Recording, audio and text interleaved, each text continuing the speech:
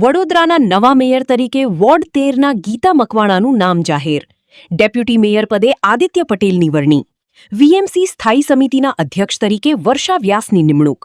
શાસક પક્ષના નેતા તરીકે શ્વેતા માછીની પસંદગી.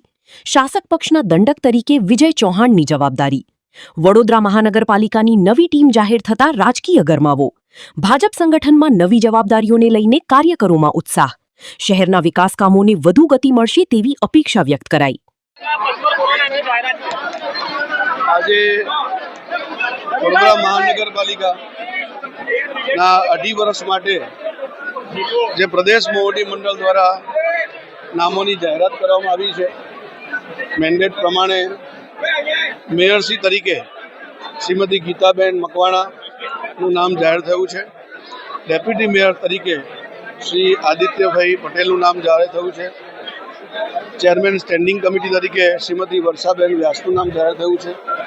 નેતા પક્ષ તરીકે શ્રીમતી શ્વેતાબેન માછીનું નામ જાહેર થયું છે અને દંડકશ્રી તરીકે શ્રી વિજયભાઈ ચૌહાણ. આવી રીતે 5 હોદ્દેદારોના નામોની જાહેરાત થઈ છે. એ જ પ્રમાણે 12 સ્ટેન્ડિંગ સભ્યોની પણ જાહેરાત થઈ છે અને સૌ આ હોદ્દેદારોશ્રીઓને હું આપના માધ્યમથી આવનારા સમય માટે ખૂબ ખૂબ અભિનંદન અને શુભકામનાઓ પાઠવું છું.